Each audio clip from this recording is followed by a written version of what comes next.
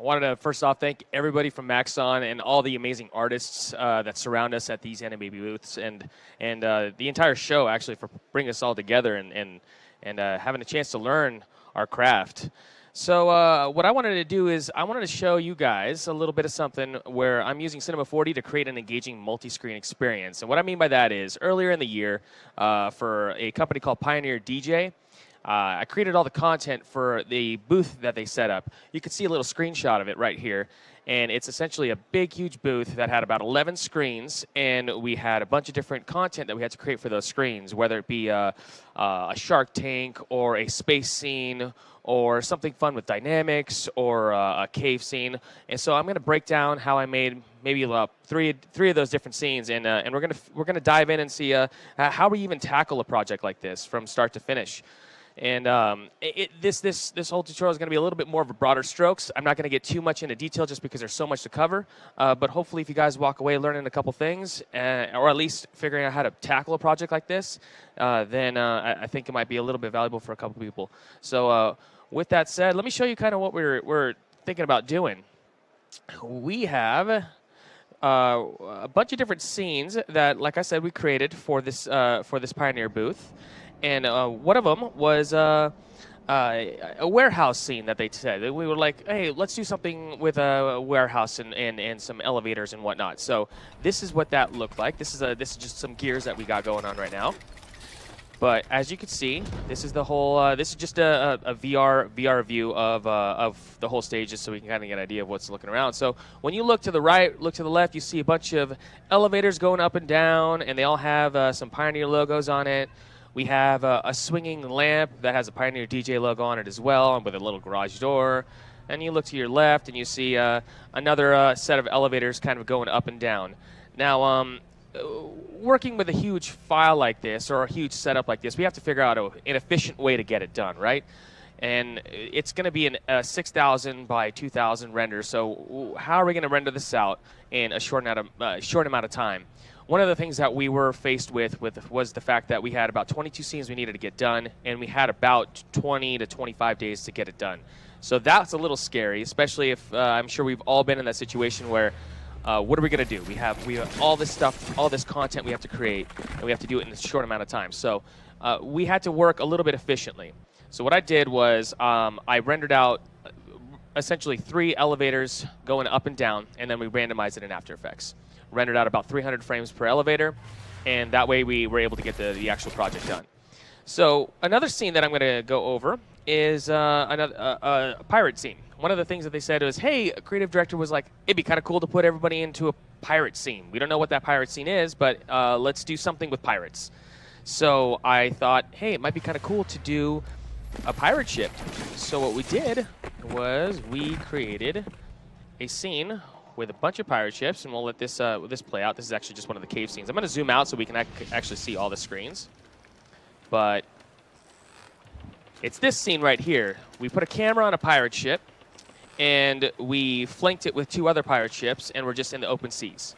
Figured it'd be kind of cool to put the entire booth into a pirate scene with sound effects and an ocean and all that good stuff. So what I'm going to break down is how are we going to tackle this scene?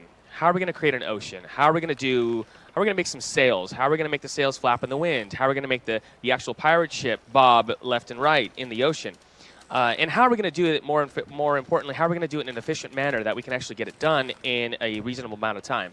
So I'll kind of break that down and figure out how we're going to tackle that project. And then another scene that we're going to play around with is creative director said, hey, it'd be kind of cool if we took people back in time and kind of hit all the marks of the milestones of our product. And this is, again, for Pioneer DJ, so they have those mixing boards. So I figured, hey, that might be kind of cool to do a mixing board as a main focal point for this time travel experience. So let me show you what that looks like.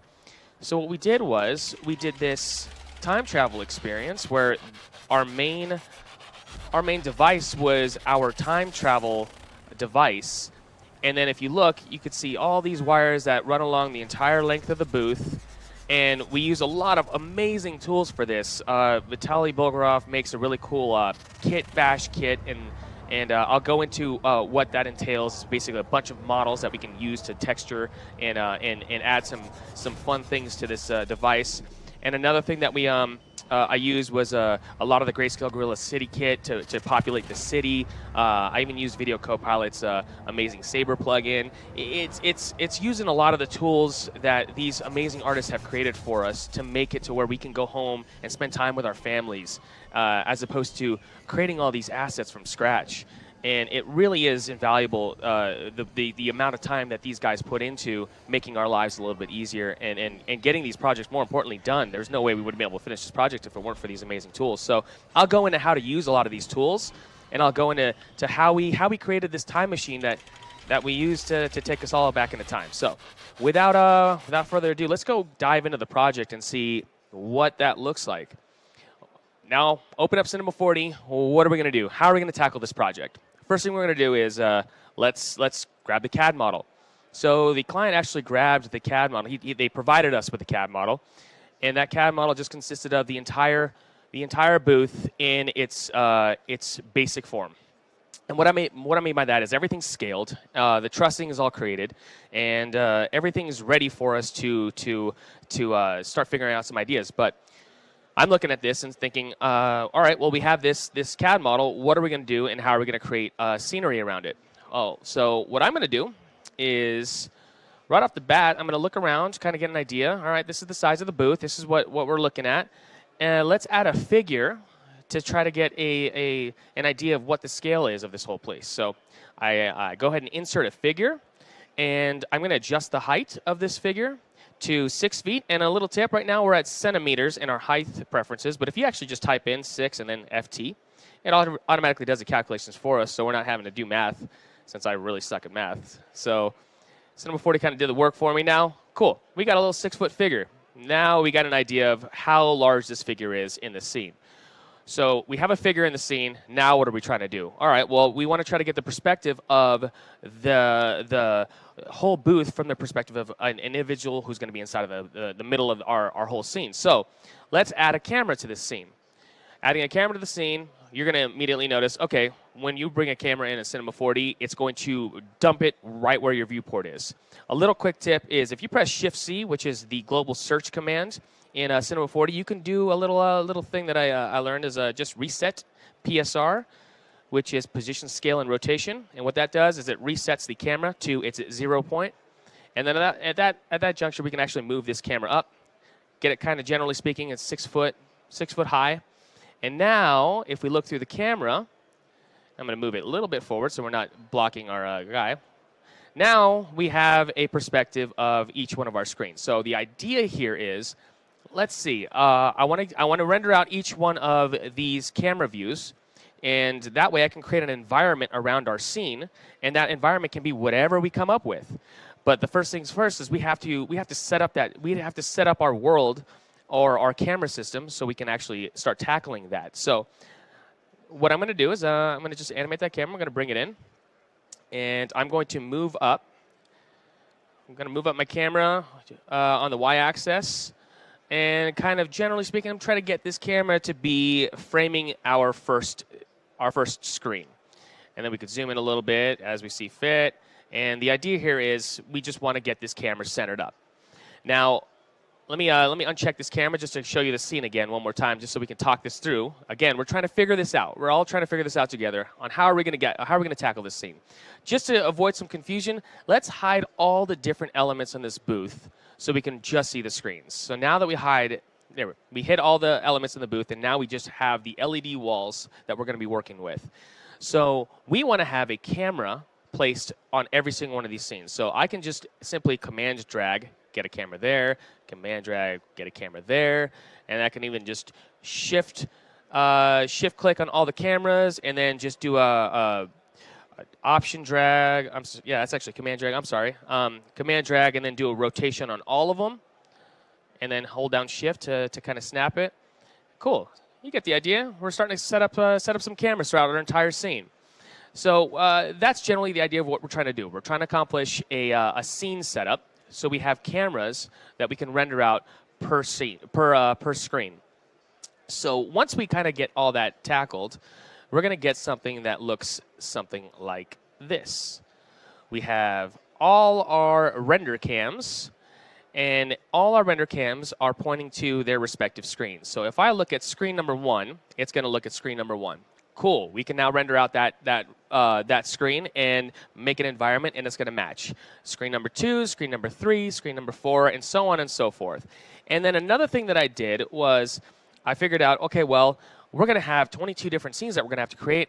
How are we going to tackle getting all those scenes rendered out in a manageable way? So what I did was I used the take system. So when I put all the screens in our take system, now I can simply click on any one of these screens, screen 1, screen 2, screen 3, screen 4, and I can also, on top of using the take system for our cameras, I can also set up different scenes. For example, and I'll dive in a little bit when we start going into the warehouse scene. If we have an elevator, for example, that has a certain texture and that elevator is animating upwards, well, we can have that as screen number 5 and under take number 5. And subsequently, if we have a screen number 6, we want the elevator going down this time instead of going up. We can set the keyframes, and it'll automatically record those keyframes in the take system. That way, essentially, you're kind of figuring out different ways to efficiently render out these sequences without doing a ton of work that's going to be impossible to do in such a short amount of time. And again, broad strokes, but I will try to dive as much as I can into all the individual intricacies as we possibly could in the time frame. So now we have an idea of what this entire scene looks like. Now let's start figuring out what's the next step. What's the next step? So the next step is we have a scene set up, and we have the CAD model imported, and we have an idea of where each one of the screens are in relative space. So a cool thing is, like I said, you can even do something as simple as let's just add, just for fun, let's just add a torus object. I don't know, something easy. And if I wanted to scale this up, the idea here is we can add a texture to this torus object, and then just to get you an idea of what we're trying to accomplish, if we look through each one of these screens, if we had applied a texture object to this torus, every time we go to any one of these screens, we see a different perspective of that scene, right? So then, once we render out all these cameras, we're essentially recreating whatever we created in Cinema 4D in a huge physical space. And it's just kind of simplifying how we're going to do that process. So that's generally the idea of how we're going to make this entire booth setup based off of simple ideas. And these simple ideas, like I said, can be just as simple as adding a torus and adding some texture to this torus, maybe doing some animations and whatnot, doing some cloner objects, using a lot of the tutorials that these guys even show us, and doing these amazing effects, or as simple as going to TurboSquid and downloading a cool scene and then animating some stuff in that scene, and then literally plopping it in our world and pressing render from each one of those perspectives. That's generally the idea of what we're trying to accomplish, right? So now that we kind of figured out what we're trying to accomplish, now we got to try to figure out how we're going to tackle the first scene. So I figured first one to try to tackle is our warehouse scene. Let's close these out. So how are we going to tackle this warehouse scene? Well, the first thing that I want to do is I want to take one of our screens from our master project. So let's just copy this guy. And this guy is one of our booth screens. So let's copy screen number let's copy screen number 3. So now that we have screen number 3 copied, let's create a new project and let's paste this. Let's paste this in there. And again, just to recap, this is what I'm going to show you guys. This is what we want to try to accomplish right now is our warehouse scene. So we're trying to tackle how are we going to create one of these elevators. Okay? So right off the bat, we want to know, we know we want to see this elevator be the same size as one of our screens, right? So let's jump back into Cinema 4D. And we have our main object, right? The one that we brought in from our other scene. And let's zero this out. Let's do our little trick, reset PSR, right? So we Shift C, reset PSR, press Enter. Cool. Now we're dead center. We're right where we need to be. And let's just kind of eyeball it so it's actually in the center. So now we have the size of our screen. Let's add a box. Now we have a box object. So what we're going to start doing is let's just kind of start getting this to scale. You know, we're not going to do specific math here. We're just kind of eyeballing it here. Moving it up a little bit, expanding it. Okay, cool. You know, that may be a good size for an elevator, right? And then now we have to actually make the internals. So let's press C to make it editable. Go to polygon mode, and then let's select the front face. Delete it. Cool. Now let's hide our reference object. Now that we have a pretty good idea, and before we do that, let's actually move our entire elevator boundary box back a little bit so we can make sure that it looks correct, right? So cool, we did that. Now we can hide by what I like to do is I hold down Option, and I actually I just click on our visibility markers, and it's just a little tip just to hide them both, right? So those are hidden now. So we have this all set up. What are we going to do with this? I'm going to go back into polygon mode, and there's a couple different ways to do this. You can either press U and then W to select connected, and what that does is it selects all the connected polygons in the scene or on your object. Or another trick that I just learned actually a couple days ago is if you just double click, it also selects all the connected objects. So that's pretty cool. Now, what do we want to do now is we want to extrude it.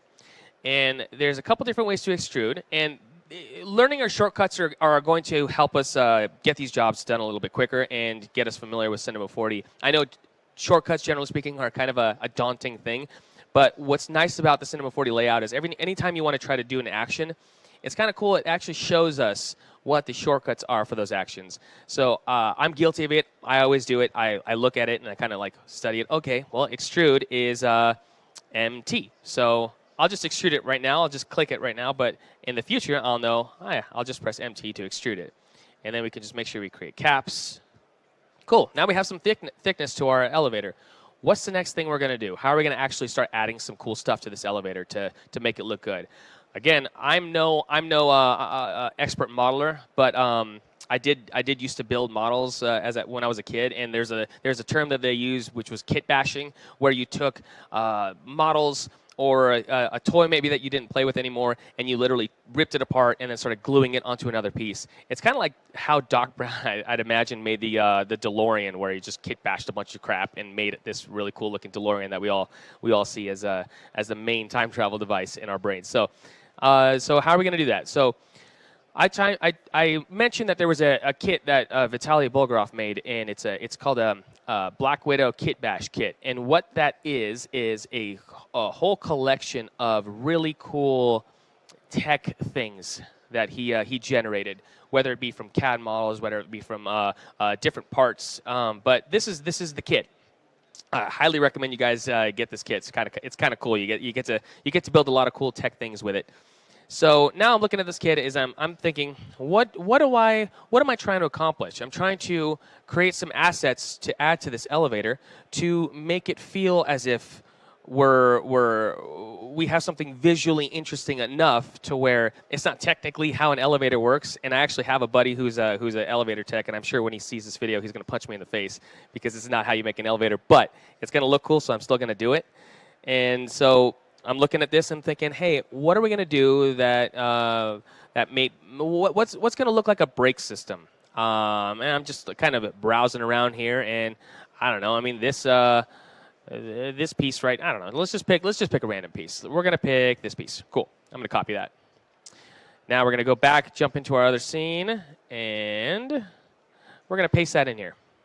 Now, right off the bat, you're going to see, all right, cool, it's right there. Let's zero out the coordinates. A couple different ways to zero it out. I could just click on it in the coordinates manager and then just press 0, tab 0, tab 0. That's another way to do it instead of reset PSR like I was doing before. And now let's scale this up a little bit. Press the T button to scale, and then just kind of drag to scale it up. So what are we doing with this? Well, let's make it look like a brake system. So I'm going to press E to go into movement. And I don't know, let's maybe rotate it the other way. And let's just kind of start dragging it out. And bringing it over here. Cool. And then we're going to option drag it. And then we're going to option drag it out over here. and then press R for rotation, and then rotate it again. Okay, so you get the idea. We're just this is the fun part. We're just having a little bit of fun trying to build this elevator in the most ridiculous non-elevator-y way possible. I should never work for Otis because everyone would be unsafe if I did. But anyway, all right, cool. So we now have some brake systems, I think. Yeah, at least something visually that might be kind of cool. All right, well, we need something for the top, right? So let's go back to our little kit. What might be a little pulley system? I don't know. I mean, we could figure out one of these things. I'm sure there's something in there. Yeah, I don't know. That looks kind of cool. Yeah, let's select this whole thing. Make sure we get everything in there. There we go. Copy. And the way I did that is I actually clicked right here and went to rectangular selection and was able to select everything. And let's go back to our elevator here, and let's paste it in. And you'll see it's all coming in as a bunch of different objects. What I like to do is I like to group it by pressing Option G, and that makes it into a null object, and then we can name it Made Up Safety Harness of Doom. Cool. Now we got that. Let's bring that up. Let's scale this thing up. And sure, that actually might be something believable. No one will ever know this is not technically the way to do or make an elevator. And another thing we want to do is add our wires. How are we going to add our wires? Well, let's just skinny up this cylinder and drag these little control points. What's cool is, again, another way to do it is just go to Object, and you can adjust your height and your radius. But I'm just eyeballing here. And I'm going to drag this over. And you guys kind of get the idea of what we're trying to do, right? You know, we're just adding what might look like an elevator. Again, I'm command dragging to make my duplicates. And no rhyme or reason. I'm not getting all specific and perfect with this, but our idea is if we were to drag this entire thing by Option G, or making a new null object, however you want to do it, which is nice. There's always a million different ways to do anything in this program. I just Option G'd this and put it into a group. So now, if you get the idea, we're now able to just kind of animate this thing going up and down, and it looks like it's all being run on a cable. So let's see what, after playing around for a couple hours, what is this going to end up looking like? So let's show you. So this is the idea. We're adding, much like I was showing you guys before, we're adding a couple tech elements in here. We're adding a light object in here, and just to give a little visual interest, and we're adding. Went on Turbo Squid, bought a little elevator panel. And this is the nice thing, is when you have a project that has the budget to allow you to purchase a lot of these assets to actually help you save some time, absolutely do it. I mean, it's huge. That's what's going to allow you to come home to your family and actually spend time or go hang out with your friends, as opposed to working hours and hours and hours trying to get this stuff done. You know, for me, I had a very short time to get this done. We had a budget to be able to purchase this stuff, so why not do it, right? So what I'm going to do is I'm just going to kind of walk through what I did. Once we had the elevator, I wanted to make an elevator shaft. All I did to make that elevator shaft was I just took our original cube and I just expanded it up. And once I expanded it up, I just added a texture on there. I didn't even make the texture look super perfect. I just tiled it, and it ended up looking good because the lighting had a nice fall off, and it's believable. Tricks just to get the job done. So I also added a little pulley system thing here. You know, it's one of those little kits that I just grabbed, one of those pieces, and all I did was animate it. So now if you look at this thing, I have an elevator door that opens up, right, in the front, and I want to animate this thing going up and down. So let's see what this final scene looks like to give you guys an idea of what ours is going to actually accomplish. So once we have our one main elevator, we want to start bringing it into our master scene. And what I mean by our master scene is our environment. So if we look at this, we see, and I'm going to actually look at our, I have everything organized in booth cams and render cams. So as of right now, it's going to take a second because all the textures need to load up. But so if we look at our render cams, we see I'm looking through screen 4. So I've already positioned this elevator over scene 4. Now, if we were to actually take a look at how I also structured our take system, we have scene 4, but if I look at our takes and I look through scene 3, it's the same exact model, but a couple things have been changed. The animation's been changed, and the texture has slightly changed. In scene 4, we had what's called a Kuvo. It's one of their brands that they had. I plastered that on the back wall just to change it up a little bit. And then if you look at screen 3, I took an extrude object. I basically took an Illustrator file of the logo, and I brought that into Cinema 4D, and then added it into an extrude object, added some texture in there, and threw it in the elevator. This is about the quickest way that we can figure out how to brand these individual scenes, because what we want to try to do is obviously Pioneer our client in this instance wanted these scenes created. All they had an idea of is, hey, we want these scenes created, but we have no rhyme or reason of why we want these scenes created. We just want to put people in different environments. But I think it's very important to kind of like pepper the brand in there as much as we can, because ultimately speaking, when the client sees their brand, as ridiculous as it looks as a logo just kind of sitting in an elevator, they see it and they're like, oh my God, this is awesome, and they love it. So that's kind of why we did it. I know it's not the prettiest, but it gets the job done. So let's go back into it. So that's what we did. We split it up into takes. So that way, instead of rendering out 11 different scenes or 6 different elevators, I took screen number 2, screen number 3, and screen number 4. Which, if we zoom out, let me go back into our main take system, and if we zoom out of the camera system, you'll see right now I have everything kind of hidden. If I turn on our booth scene, that's our booth scene. And I have an elevator that has a position that's in front of each one of the screens. So let's change that out, see? Now you can see I have an elevator in front of one of the screens. So now if we animate this, if I press play, you can see I have animated the elevator going up, and I've animated the elevator going down, depending on which screen it's going to be. On the middle one, I animated going up. So if we look through our camera, you'll see our elevators are moving up. So that's the idea here. We're trying to figure out ways in order to make these scenes into worlds that we can animate very simply, and also using the take system to change little bits of geometry. That way we can render efficiently. This, for example, this animation is a 300 frame animation, as opposed to a 1 minute animation like they were requesting. We have these massive scenes, and every single one of these scenes needed to be a minute long.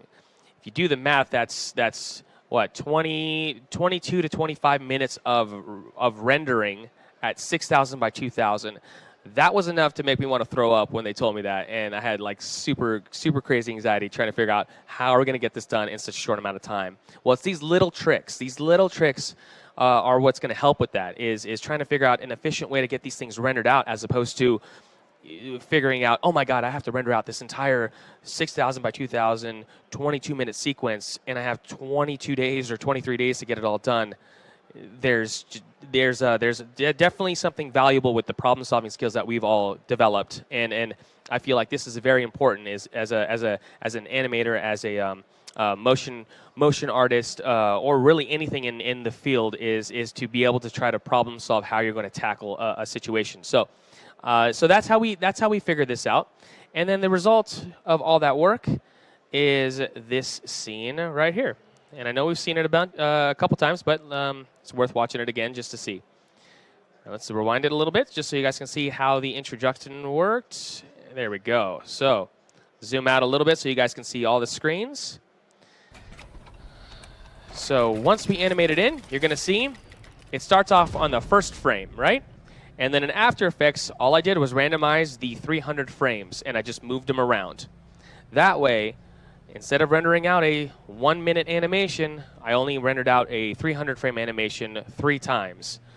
And then that I was able to randomize to get to what we're looking at right now. So Now I'm looking at the scene like, okay, cool. We finished the warehouse scene. What's next? Well, I don't know. Maybe we can start working on the pirate scene. So let's dive into the pirate scene and figure out how are we going to make this pirate scene. Well, I think it might be kind of cool to put everybody into a pirate ship and flank it with 2 pirate ships that are actually floating to the left and right of us, and then throw it into an ocean. It seems, relatively speaking, an easy thing to do without doing, explosions and pirates running around the ship and all that stuff. If we had more time, that might be kind of fun. But again, we got to do something that's visually cool looking and that we can get done in a reasonable amount of time. So what are we going to do with that? First thing we're going to do is we're going to have to try to find a pirate ship. So again, that's something where we can just go on Turbo Squid. We can go on many different avenues to find a pirate ship. There are a bunch of different places. So let's close this. Let's close out everything out just so I don't blow everything up. All right, cool. So let's open up a pirate ship. Sweet, we have a pirate ship. What are we going to do with this? I'm looking at it and it's like, okay, I downloaded this model. It's one model. It's not split up into individual pieces. It's just literally a single model, and it's got textures. So that at least we got textures. So that's cool. So what are we going to do with this? I need to see these sails flap in the wind, and I need this thing to be bobbing left and right in the ocean. How are we going to accomplish that? So let's go into polygon mode and see what this look like. Oh, okay, cool. So let's first things first, separate each one of these sails out. I think that's kind of important, right? So there's a couple ways to do it. We can click on one part of the sail and then press U. And again, this is the fun part about the shortcuts. Is if you don't remember the shortcuts, Cinema 4D does a great job of laying out the shortcuts so we can kind of look at them and remind ourselves of it. So I press U and I see, oh, okay, well, how is it? Oh, P, split. So let's press P. Oh, actually, I don't want to split. I'm sorry. I want to select connected. So U, W, cool. That's select connected. And again, remember earlier I said another way to select connected is to double click. So now, instead of doing UW, UW, UW every single time, I can just hold down Shift and double click on each one of these sails, and it's going to select connected. Okay, cool. That's going to be saving some time. So Shift click, double click, and all I'm doing is holding down Shift and I'm double clicking. Now we got all our sails selected, right? Now I'm going to press U, P. And what that does is it splits the sails up. And I'm going to go ahead and press delete. And what that's doing is it makes anytime you split an object, it makes a duplicate of the object. And then it splits whatever polygons that you've selected into a new object. So I like to press delete right after I do split. That way now, if you look at it, you have a pirate ship without the sails. And you have just the sails. Cool. Now we have just the sails. How are we going to animate it? So this is going to go into what I was talking about earlier with regards to there's millions of different ways to do the same task. So first thing that I did, and I'm not going to pretend like, oh, I instantly figured out this problem and this is how I did it. That's far from the truth. I probably did about 2 hours of experimentation trying to figure out how I'm going to animate these sails. What I ran into was I started going down the path of cloth dynamics, where I pinned all the edges, animated some cloth, and did a dynamics engine and tried to start moving the ship around. And I started realizing 2.5, 3 hours into this, oh my God, this is going to take forever because I still have to do 2 other ships, one of which has like I think 30 sails. So this is going to take forever. So we have to figure out a way to get this done in an efficient manner. So how are we going to do that? Well, what I'm going to do is I'm going to add a really cool thing called a wind effector. I figured, hey, let's try that. Maybe that'll work a little bit better. So let's throw this wind effector, make it a child of our. Oh, you know what? Before we do that, let's just name this, just so we stay organized. So we're gonna say pirate ship, and then we're gonna call these the sails. Cool. So let's make this wind a child of the sails object. So let's press play to see what's happening. That doesn't look right. So how are we going to make this look right? Obviously, it's animating in the wrong axis. Well, there's a couple things that I want to do. For one, I don't want to affect all the sails globally. I want to affect them individually. So there's a cool little thing called a fall off. And what a fall off does is it restricts the effector to a certain shape that you define by the shape object. So when you click on shape, and you go, you can see there's box, capsule, cone, cylinder. So what I'm going to select is sphere. There's a bunch of them, right? So right when I select sphere, I see a little tiny sphere. What am I going to do with that? I'm going to scale the sphere up. And I'm going to move that sphere up a little bit. And look at that. We're seeing the sphere start to affect our sails individually. So I'm noticing that the sails are still blowing the wrong way. So let's just give it a little rotation and then make it facing forward. Okay, there we go. I think we're starting to get somewhere now. It's a little too extreme, so let's start dialing back some of the options. So I click on the wind effector, go to Object, and then I'm going to start messing with the amplitude. So it's not as crazy. And then I'm also going to grab these handles and try to expand this out a little bit just to kind of give it a little bit more reach. All right, cool. That's looking kind of cool. It's maybe mess with the size a little bit, you know. Again, mess with the amplitude a little bit. Yeah, that looks like some sails in the wind. So how are we going to make this into something that we can replicate for all the rest of the sails? Because, again, we're trying to save some time, right? Well, let's command drag to the other sail. Oh, sweet. All right, well, let's command drag again. All right, this is getting quick. Nice. Command drag. That's all I'm doing. Command drag, dragging it down. And I'm just, this is a little too big. We don't want the bases or the pin, the edges to be flapping in the wind because that might look a little weird. Cool. All right, that looks good enough, right? And let's grab this last one. Make sure that our last sail isn't being left behind. Let's command drag once again, but I'm going to rotate this guy back the other way, and then I'm going to bring this guy down. And there we go. We got some sails in the wind. Now, one thing I noticed is all these sails are animating and undulating the same way. I want to randomize it a little bit. So I'm just going to mess with the turbulence, the frequency. And I'm just going through each one of these, and I'm just modifying a couple different values here and there just to get it a little bit more randomness. Going through and just messing with it. Cool. All right. There we go. Getting it a little bit random. Yeah, that feels random, right? Yeah. Random enough. All right, cool. Now, what I like to do is just to kind of see the fruits of our labor, I like to hold down Option and just paint all the way down by holding down and clicking and dragging to hide all our fall off so I can just see the sails in all of its glory. All right, well, we have sails flapping in the wind, but we're still missing a little bit of a piece. We want the ship to actually be rotating and bobbing in the ocean. So I'm going to create a null object, and what that's going to do is just going to put a null object in the 0 point, and I'm going to grab our pirate ship, our sails, and then I'm going to drag it under the null object. So now we have a null object, and we're going to name it pirate ship. And now we can add a little fun tag called the vibrate tag. Add that tag, and now we can start messing around with some stuff. Right off the bat, you're going to notice nothing's happening. So what you want to do is once you load that tag, we're going to have a couple different options. We have enable rotation. When I click on enable rotation, you're going to see, okay, that's fun, but that doesn't look right. That's because the heading is being rotated. So let's zero that out, and let's start messing with some of the values to get the ship bobbing around. And the frequency is set a little too high, so let's just do something like 0.25 instead. Look at that. Now we have a pirate ship. It's efficient. It's running in the viewport, and it's looking kind of nice, right? All right, well, we have a pirate ship done. We need to put the pirate ship in the ocean. How are we going to make this ocean? So how we're going to make this ocean is let's create a new object or new scene. And let's make a plain object. And I use a plugin called Hot4D, a pretty awesome plugin to make ocean displacers.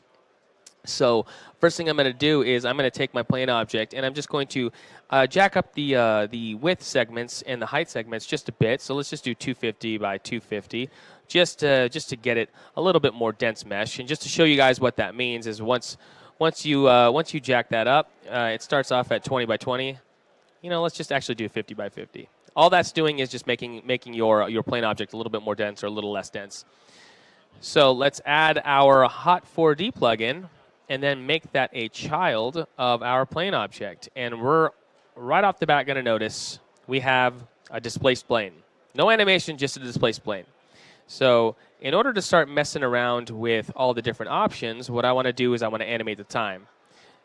So I'm going to animate the time just by zeroing it out, scrub it to the end, and I don't know, just adding a crazy random value, pressing, and then there you go. So right now we have linear keyframes, and that's why it's kind of doing that weird effect. But we can start refining those keyframes. But generally speaking, that's kind of how we're making an ocean. And what I want to show you is what that ocean is actually going to end up looking like after dialing in some of these values.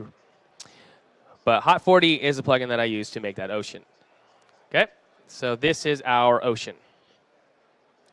Cool. After dialing it in, that's what you're going to look like. It's super responsive in the viewport, and we slap a little texture on there, and then now we can simply copy our ocean that we just spent some time creating, paste it into our pirate scene.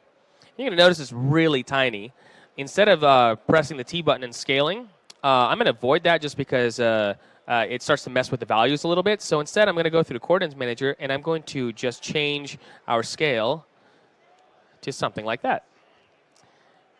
And cool. Obviously, our ocean's a little too crazy right now, but we got an ocean and we got a ship. I think we're looking like we're in good shape. So, what's the next step? We're going to throw everything into our final scene. Once we tackle the first pirate ship, our second pirate ship, and our third pirate ship, and do generally speaking, the same exact method, we throw everything in the same scene, and then we throw a camera on our main ship, and then we get this fun little animation. So now we're going to be bobbing. We're going to be in the ocean. We're going to be on a pirate ship, and we're going to have some cool branding, and we're going to be kind of good to go. Render this out, and another thing, just a little tip. On this specific scene, the elevator scene, we use our camera system per each individual screen.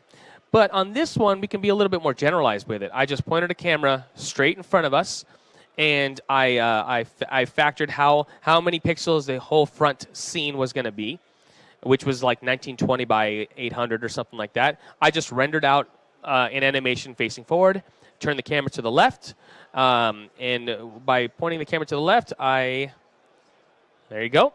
I found an interesting left or right scene. So like this is the left, pointed the camera to the left, pressed render, pointed the camera to the right, pressed render, and then brought that all into After Effects and rendered it out to create our pirate scene.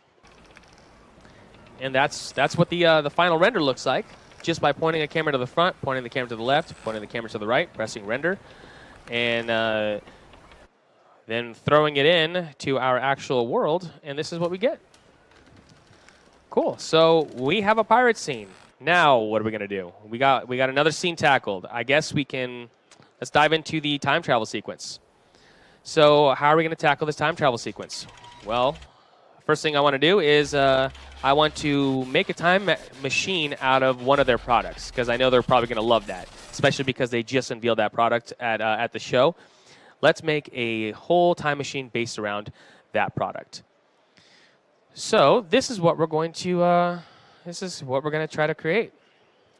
A time machine that has all this cool tech, and it has a bunch of different gadgets, and it's got glowing stripes. And now I'm thinking, all right, this thing needs to be animating for the entire 1 minute of animation. So I have to figure out, again, an efficient way to do this. So what am I going to do? Well, let's dive in. Let's dive in on what are we going to do. Let's go back into Cinema. Let's close everything out. Just kind of, again, let's make sure we don't crush this thing too bad. So first thing we're going to do is we're going to open our 3D model that they have provided. So there it is. It is a CDJ, which is one of those little turntable mixers, and we're going to take this model and we're going to kind of look at it and be, all right, how are we going to Doc Brown this thing? How are we going to make this into a time machine? Well, let's play with those kits that I was telling you guys about earlier from Vitaly Bulgarov. Let's open that up and grab some of those assets. Again, I'll open up one of these assets just to kind of show you guys what we're working with. Look at that. We have so many cool little tech things to work with.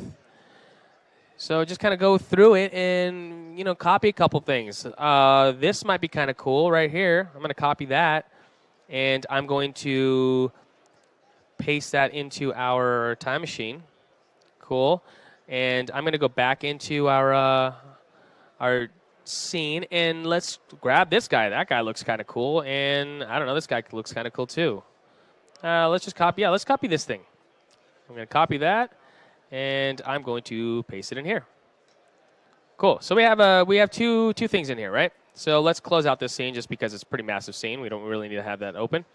So right off the bat, you're going to see, where did it go? They're somewhere random. Well, that's because they are somewhere random. They were just they were laid out in the previous scene in a grid. So let's zero everything out. Cool. We zeroed everything out. Now that we have everything zeroed out, let's scale these guys down. They're quite large. Cool. Let's delete this guy.